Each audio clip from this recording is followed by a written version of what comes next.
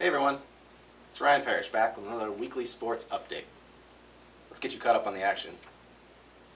On Friday, the Mondack Thunder football team defeated Jordan 76-26 to finish the regular season undefeated for the first time with a record of 9-0. The win earned them the first seed out of the East for Montana's six-man football for the playoffs. The Tetons hosted the Region 13 sub-regional tournament over the weekend, where they went 1-2. After winning their first match against Dawson 3-1, the Tetons were defeated by Bismarck State 3-1 in the very next match. Unfortunately, they also lost star hitter Constance Rollins during the third set of that match and were unable to recover. On Sunday, they lost their second game and were eliminated for the tournament, this time to Dawson again, 3-1. Coyotes volleyball lost to Jamestown over the weekend, and the Tetons hockey team went 3-0 last week, with 2 wins against Montana State University and 1 against Montana Tech. Against Montana State, they won 11-2, and then 10-5. And against Montana Tech, they went 8-4. This week they played UNLV and dropped both games. For this week's interview, I met up with Williston High School girls hockey coach Mat Ekblad and talked to him a little bit about what to expect for the coming season. You know, we got a strong core of girls coming back that have played big minutes for years. So I think, the identity has always been kind of the same for our group of girls here in Williston, is that we got to be gritty, we got to play blue-collar hockey, we got to go win the one-on-one battles, we got to win the races to the pucks. So, that's kind of one of those things, is that we got the 14, 15 girls that are going to be returning, are going to be bringing that same basis. That's going to be the identity of this hockey team. And when we bring in a few more of those younger girls, they'll get plugged right into the process of what we got going on the ice. All right.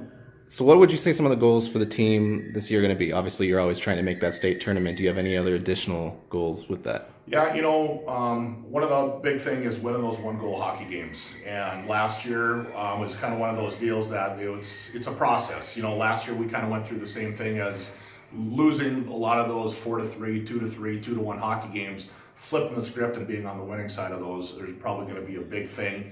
Last year, losing some of those games put us in that 8th spot. The goal for this season is to flip the script, win those one-goal games.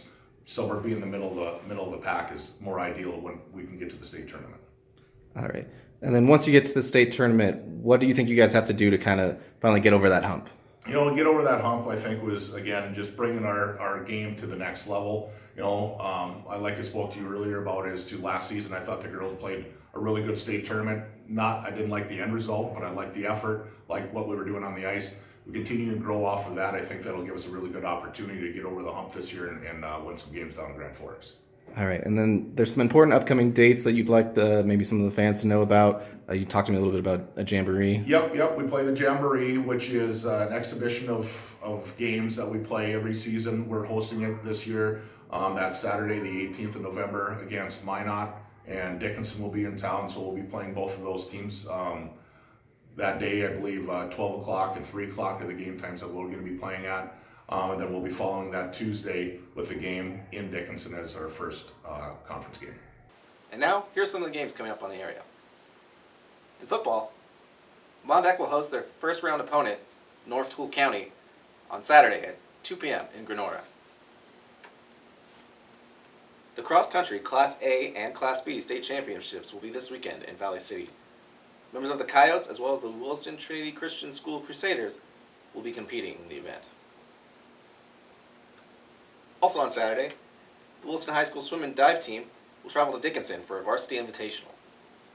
The Tetons hockey team will travel to Arizona this week, where they will play 2 neutral site games on Thursday and Friday before facing Northern Arizona on Saturday.